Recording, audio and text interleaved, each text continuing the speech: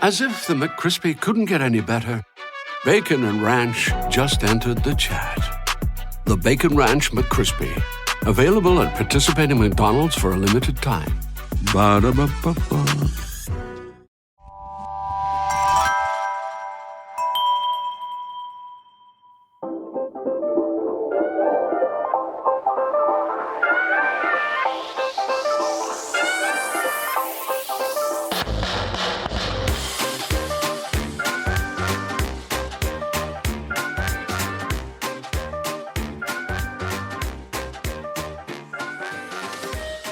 You're listening to Passions and Prologues, a literary podcast where each week I'll interview an author about a thing they love and how it inspires their work.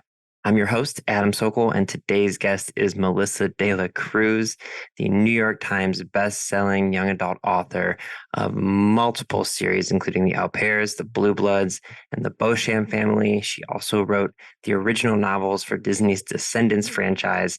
She has done just so many incredible things. She has a new book out called The Headmaster's List, which is described as One of Us is Lying meets Riverdale. It is definitely a very, very thrilling, edge-of-your-seat YA thriller. There is a fatal car crash that goes on, and then all these teens kind of come together to uncover the truth about what really happened. It's really, really incredible, delightful book. I think you're going to love it. Our conversation today is all about something she's super passionate about, and that is being a mom, but not just being a mom, but being a mom to young and now growing slightly older students. It's really, really interesting. She talks about basically being what you might think of as like a room mom as her kids were growing up and all these different things. But what's really interesting about this conversation is we get into how her children's friends have sort of become her alpha and beta readers of her books because they are the exact, people who she would want to read her books. So just really, really fascinating. Melissa has had an incredible career, not just as an author, but she is the founder of several very popular book festivals, which we talk about. And she's also had a long, long career in Hollywood that we get into. Just a whole bunch of really interesting things that we jump all around in, and I think you're going to really enjoy it. Before we get to that conversation, I want to give you a quick book recommendation. I finished The Night Ship by Jess Kidd. I really, really enjoyed Jess Kidd's previous book, Things in Jars, which is why I picked up The Night Ship. And this book is two different timelines, and it's based on a real life event, this epic historical shipwreck that occurred in the 1600s. I did not know that going in, and I found myself wondering throughout the first part of the book, like, wow, how did you come up with this incredible story? It's still phenomenal, but it makes sense that she found this very, very fascinating story of the shipwrecked Batavia. It is one of the kind of most famous, I guess, maritime disasters, and there's mutiny and there's all sorts of things that happen. One of the timelines is basically following that ship on its doomed journey, and the other timeline is in 1989 when a lonely boy named Gil is living off the coast of Western Australia in this like seasonal fishing community with his grandfather, and he feels very, very secluded and he doesn't have any friends. He struggles to fit in. And the story goes back and forth between these two timelines, and slowly but surely they're connected, and there seems to be some like hints of magic in here, and you wonder what's going on, how they're able to sort of connect. It really, really grew on me the more and more I kept with it. So I really think you'll enjoy that, especially if you're a fan of maritime books. So that is The Night Ship by Jess Kidd. If you want any book recommendations from me, you can always shoot me an email at passionsandprologues@gmail.com. Send me any ratings or reviews you've done of this podcast, and I will give you some customized book recommendations. Also, if you want to send me any of the things you are passionate about, you can send it to that same email address. I love reading those, and I give away a bookshop.org gift card every single month to one random person who has sent me their passions. So feel free to do that. And you can always find me on TikTok and Instagram at Passions and Prologues. Okay, that's enough housekeeping. I am so excited for you to listen to this conversation with Melissa de la Cruz, New York Times bestselling author of The Headmaster's List, on Passions and Prologues.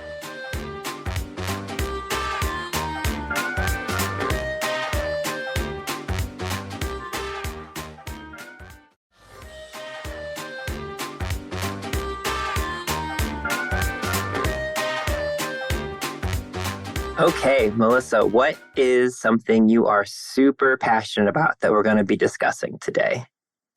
It's funny when I found out I was going to be on Passions and the podcast. I thought, oh my God, what am I passionate about? And when you're describing, something that gets authors to light up, one thing that I really am passionate about that I tell writers to do is to really dig into your personal life, not just your professional life. And for me, my personal life for a long time I was a room mom for my daughter's class. So yeah, I even got an award. The end of elementary school, you get like a little award. Yeah.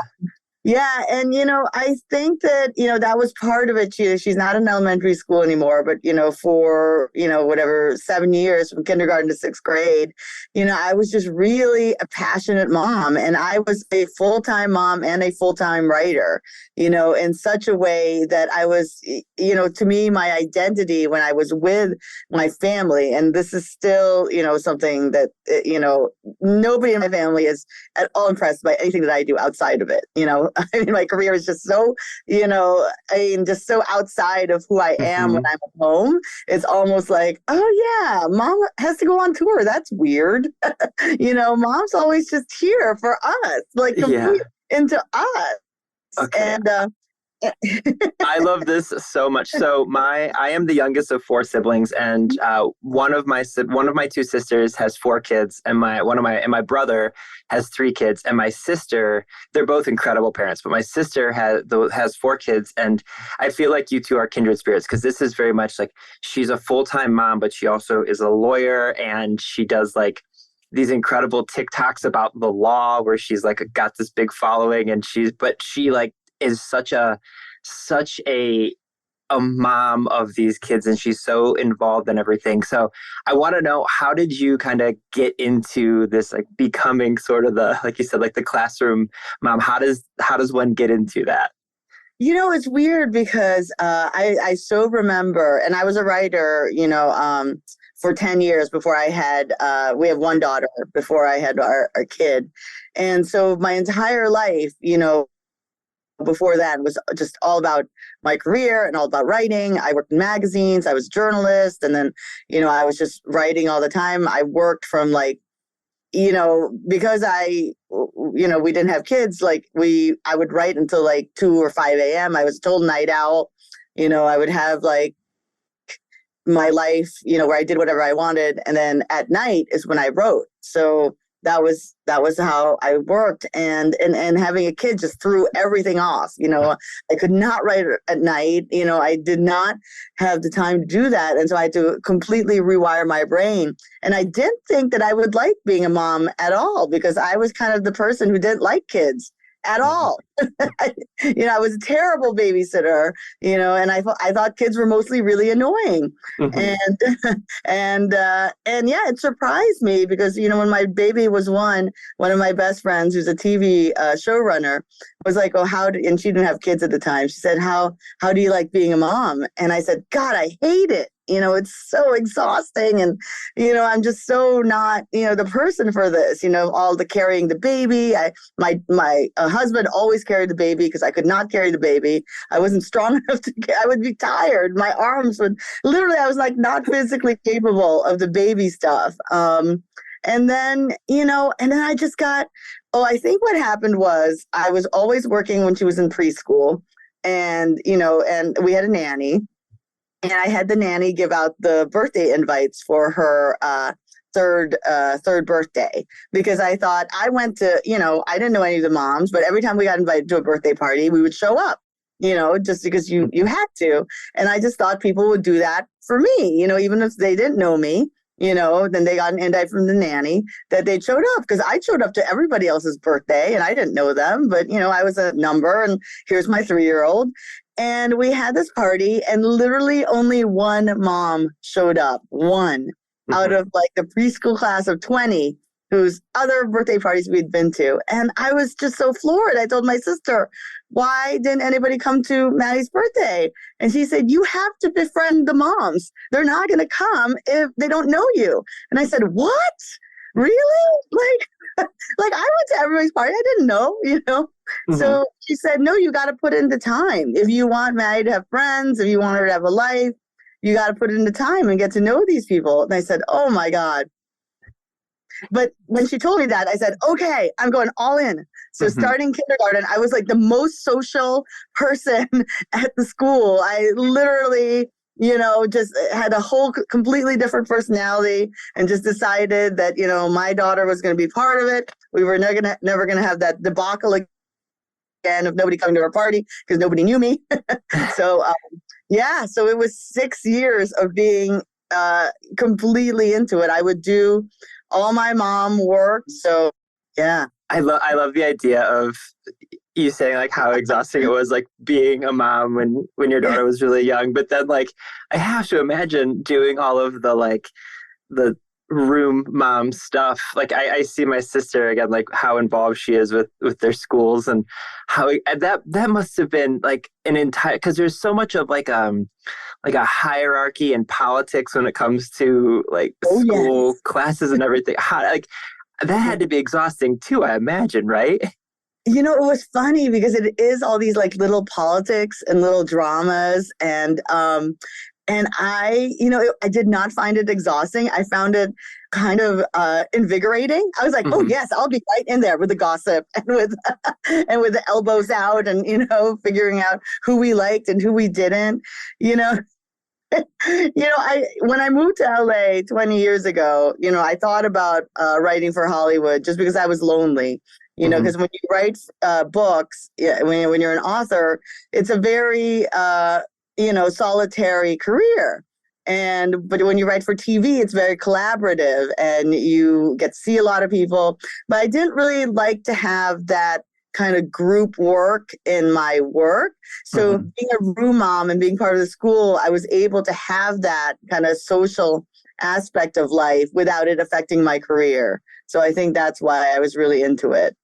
Yeah. So did it feel like, because I mean, anyone who knows your work, like you write for all ages, but like some of your most popular, like most beloved stories are for, younger readers. And so did you feel like was there any connection between all of the interaction you were having with these young kids and the parents and everything and how you're, writing about these different relationships and families and things in your stories, or was it wholly separate for you?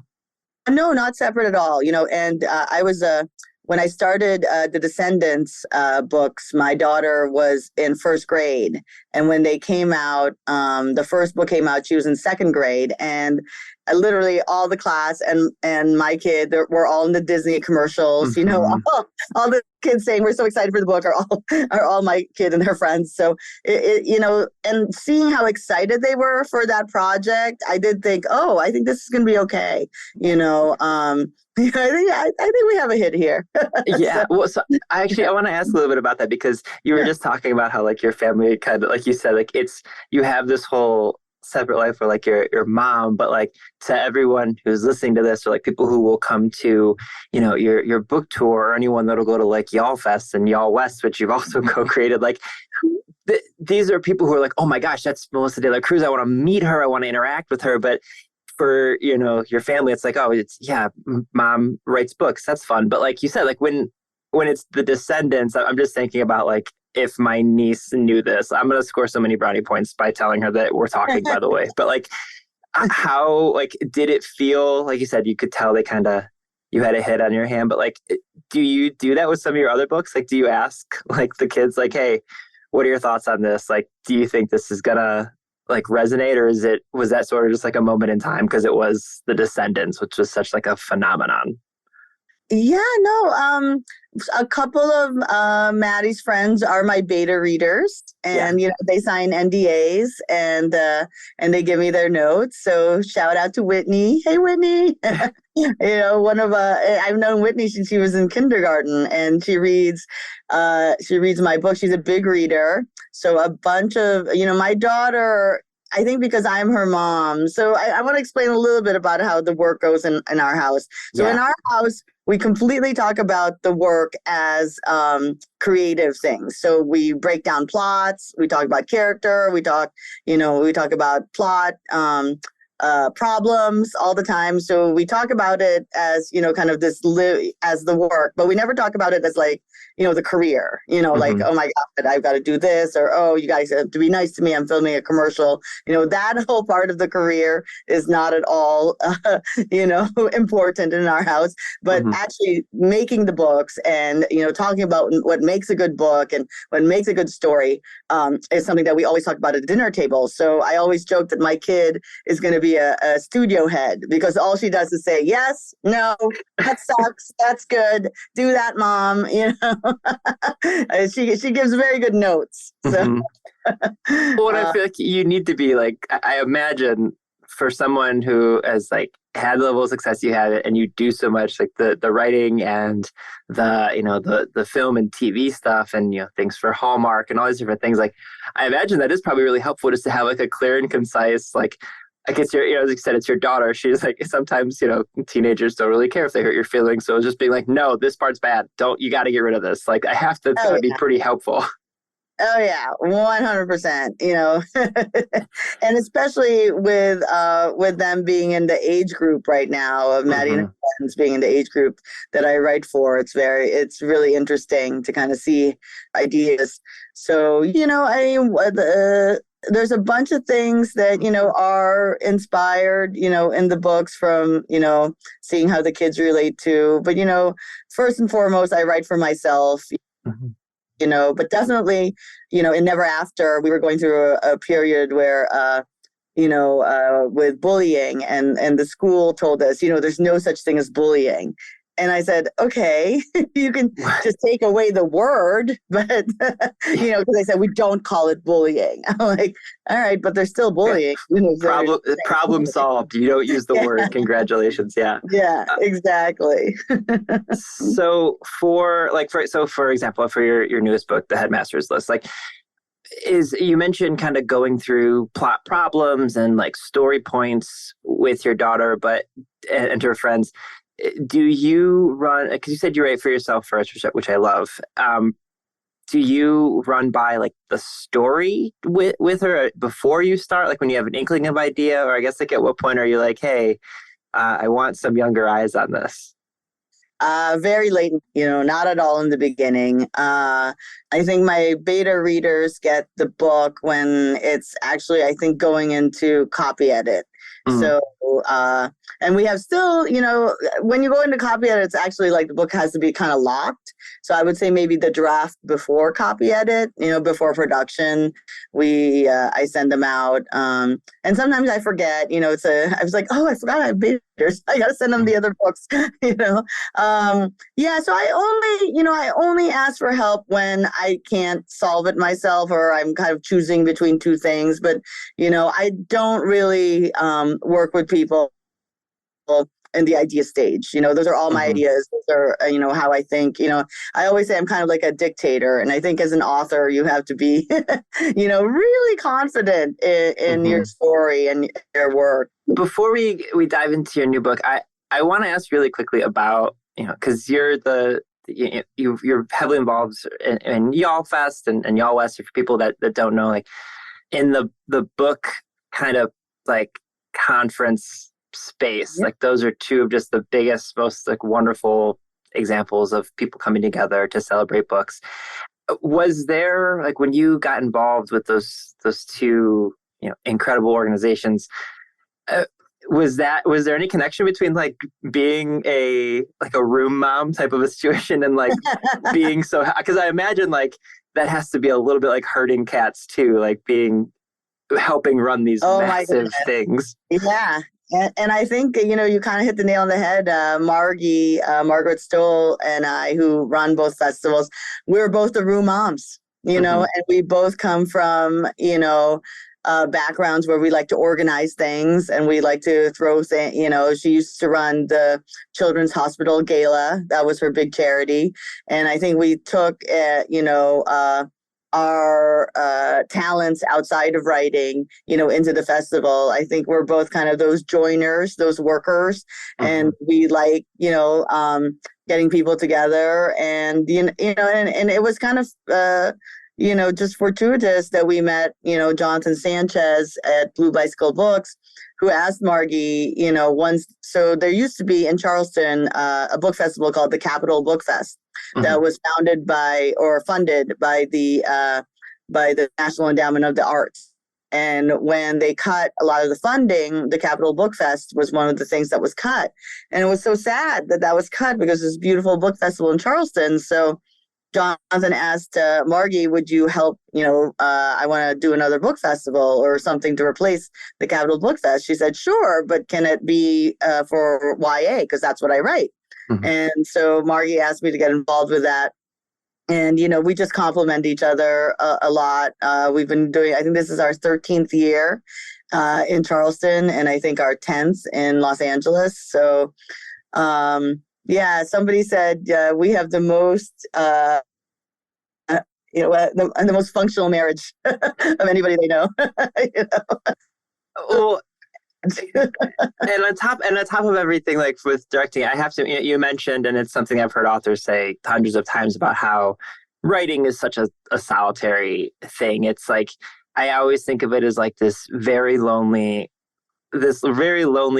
process that brings people together eventually. And like, your books have been read by millions of people, but you don't see them reading them. You write the book, you put that out in the world. And like, I have to imagine, like you're literally, we were just before we started recording, you were talking about how you're just getting on book tour and you're going to get to meet all these people during that. But like, I have to imagine seeing thousands of people come together to celebrate books, especially young adult books. Like that has to be extremely satisfying for you. You strike me as a person who kind of feeds off that energy, or is it exhausting for you to partake in all this process of the book world? It's really exciting and it is really satisfying, especially when we open Y'all Fest or Y'all West in the big auditorium with 1,000 people and everybody's screaming, and it's just, just seeing all the readers being so excited. It's such an uplift, and all the kids that we bring in, because one of the things that we do is bring in kids from Title I schools, and they're able to pick a book and buy a book through our funding, and most of these kids have never owned a book before, so that's really, really satisfying. But at the end of the day, we are just dead. We are just so just where's that wheelbarrow? We're just going to collapse because that energy, is invigorating, and then it just turns into exhaustion. So it is always, that's one thing I like, the pandemic I've deeply missed. Like I used to go to BookCon every year and get to like see all these authors that I've like, interviewed and become friends with, but like it's literally like watching rock stars in like the 70s. It's so cool to like trying to go like say hi to Victoria Schwab, and like I can't get to her because there's 90 people around her that are like wearing cat ears and trying to say hi. But it is like, I have to imagine, like you said, by the end of the day, it's just like, where is a bed and a pillow for 8 hours? So can you give my listeners a little bit of an introduction to the Headmaster's List, which is your newest book that you are just getting ready to go share with the world? Yes. So the Headmaster's List was actually inspired a little bit about my experience as a mom in private school. And the original idea for the book was I was going to write about the parents. And when I was writing the proposal, I kind of realized, oh, wait, I write for the kids. Why is the camera on the moms? I think I actually have to shift it and write about the kids. So it's fiction, but at our school, the honor roll is called the Headmaster's List. And then also at the yearly gala where we fundraise for the school, there's a group of donors called the Headmaster's Circle, which, we always joke that, oh, the kids from the Headmaster's Circle are also on the Headmaster's List. That's not the case at our school. But then I thought, what if it was? What if it was the case at a school? What if, being on the Headmaster's List was because your parent was a big donor, and all the kind of the corruption behind that, kind of with the Varsity Blues idea, and also just seeing just how competitive it is now for college. it's just kind of whacked out how crazy it's become. People are talking about getting their kids ready for college in 6th grade. Mm-hmm. And, my daughter's in 10th grade and everybody said, you should start. So, we're quote starting, but, a part of me is also just wants her to, have fun and, Mm-hmm. and just, kind of don't worry about your future so much. I feel, even though I worked really hard in high school, and I always tell her that was the hardest I've ever worked, was to try to get into an Ivy League school. And I still stand by that. That was probably the hardest time of my life, was, working that hard and feeling like I had to sacrifice so much because I wanted, this kind of academic success, not going to party, not being allowed to go to parties, not being, being able to be social. And I've been kind of making up for it for the rest of my life. My husband says, can we stop partying? That was a long time ago. You're making up for something that you've made up for a long time ago.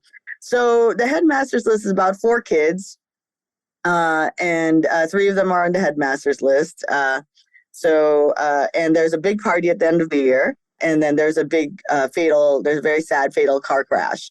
So Spencer, who's kind of this perfect, scholarship kid, there's a lot of me and Spencer, a lot of the things that she says about being, the brown girl who's definitely felt that when I went to my private school because I was on scholarship and because we have this kid and we're so proud of her, really it's kind of this perfect, kind of academic kid. And then her boyfriend, Ethan, who's kind of this golden boy, soccer star, rich kid from LA.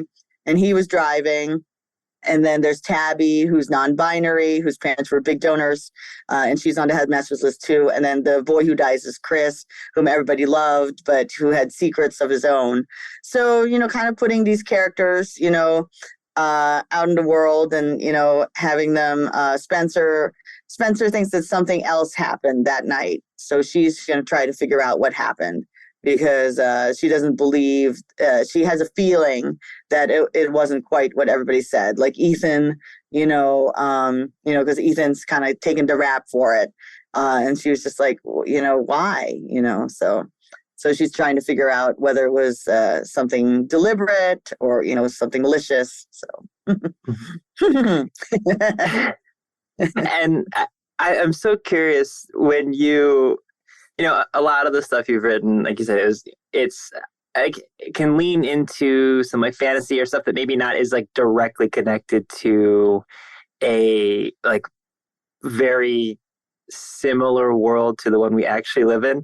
This is a story that is very much like could happen. Like you mentioned, like you have the Headmaster's list where, the school that you're at, like when you write something like this, I'm just imagining like your daughter and your beta readers being like, this is kind of close to home. Like, did this feel closer to real life than some other books that you've written? Or are you able to just say like, this is just a story I'm writing. This has nothing to do with anything else going on in the world? Yeah, it was just the seed of that idea, but then it's really not my daughter's school at all, and not at all based on anybody that we know. So it is very much fiction, Mm-hmm. In a way, it was probably based on other schools because I was probably feeling a lot more, the ability to say, fictionalize that part because, our school, we are still there, and, it's a little too close to our real life, and you definitely want to have a little bit of distance Mm-hmm. when you're writing fiction. So yeah, no, it's very, very fictional, and one of the things that for me make it definitely it's definitely not our life at all is the 2 kind of teen podcasters. So they have kind of a serial killer, a murder, gossip podcast based in LA. And at first I'd written them as adults, because I know a lot of my friends have podcasts, and I was kind of thinking, that's who they were. But then, Mm-hmm. My editor said, does it make sense that these adults would be so obsessed with high school life and high school? And she was like, maybe they should be high school kids. And I said, oh my God, yes, of course. They should be high school kids. So, yeah. So we don't have a teen podcast. At least that you know of. At least that you know of. Yeah. Yeah. Oh man, yeah, and I do like. I love that you're able to tie that part in, and like people. I also love the like the description of the book. People say like for fans of like the only murders in the building type of situation, because I do think having that connection of like the crime podcast, those become so prevalent in our life now. Like it seems like anytime anything happens so like having that in there, it also, I imagine for you is a fun like storytelling mechanism, because you can kind of step away from the story as like looking at it from a different angle. Is that like, was that intentional for you to be like, I want to be able to tell this in multiple avenues, or was it just kind of putting that in because it is something that is so prevalent in our society now? Yeah, both. I mean, definitely being able to tell the story from a fun kind of different way and having people kind of comment. I do think like in our world of social media, there's the story, and then there's, the comments, there's the recaps, there's people talking about it. That's kind of how we absorb media now, even with TV shows. Like I'll watch a TV show and I'll be like, oh, I can't wait to read the recap, Yeah. It's kind of a funny way that we all live now, where it gets, there's the main story, but then there's also the stories of people telling it. So it's kind of fascinating. Yeah. I'm even worse than that. I will sometimes not even watch a show or a movie because I'm just like, I'll just never get to it. And I'll just go on like, Vice or The Ringer or something. And I'll just like read the review and reactions to it and be like I'll have no content or a concept of what they're talking about. I'll be like, I want to know what they thought about this particular movie. So I'm even worse than you. Like, I'll just sometimes read the review. I won't even be like, I wonder. I'll just read that part. I'm even worse. Right? I mean, no, definitely. So I always end every conversation by asking for a recommendation from the author. It could be a book recommendation. It could be a show. It could be it could be anything you want to recommend. I've had some people recommend just like go for a walk. Like, what is something that you want to recommend to people? Again, it could be a book, anything you want it to be, just like one recommendation that you want to leave my listeners with. Oh, absolutely. So I think it's become my other passion is to get everybody to read War and Peace. So War and Peace is my favorite book of all time. I read it when I was 23 years old and deeply depressed. And I remember reading that book over a course of 6 months actually lifted me out of my depression. And it was the best. It was just such a great. It's a really long book, so I think people are like, I'm not going to read that Doorstopper, or, oh my God, it's War and Peace. It's like so old, and I always say you can skip all the war parts, all the stuff about the military stuff. I was kind of like, but it's about a family and it's about love. It's about love between a family, love between siblings. Like I'd never read a novel that was about, a brother and a sister and that relationship and how wonderful that is. I have a little brother and it was just so.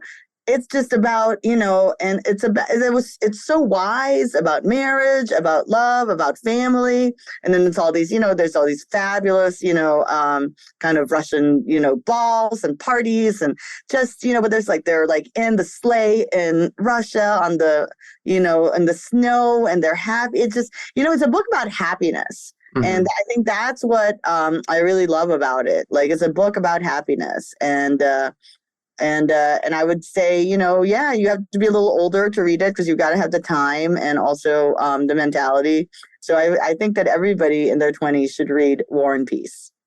I will say, as a person who has read, I have also read War and Peace. I'm a big Russian literature fan, and I will say you might be the first person to ever describe any famous Russian literature book as a book about happiness. Yeah, exactly. It's like you're not gonna no one ever said that about Crime and Punishment. Like it's never gonna happen. That's a wonderful recommendation. This was so much fun. Melissa, thank you for joining me today. Thank you so much. Thank you. It was wonderful.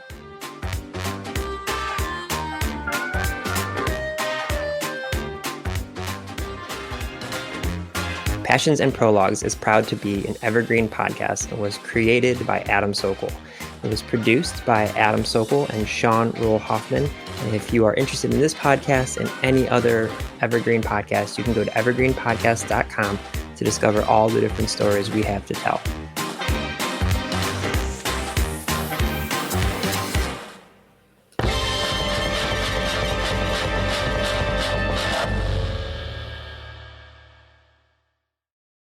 Hi, my name is Sarah, and I want to tell you about my podcast called Can I Offer You Some Feedback? I'm a business consultant and executive coach with over 20 years experience in change management, leadership development, and naturally providing feedback to high performers. My podcast is for those of you who have a complicated relationship with feedback, whether giving, receiving, avoiding, or seeking. Feedback is essential for our development. In each episode, you'll hear from real people across industries with their ideas, perspectives, and best practices on feedback.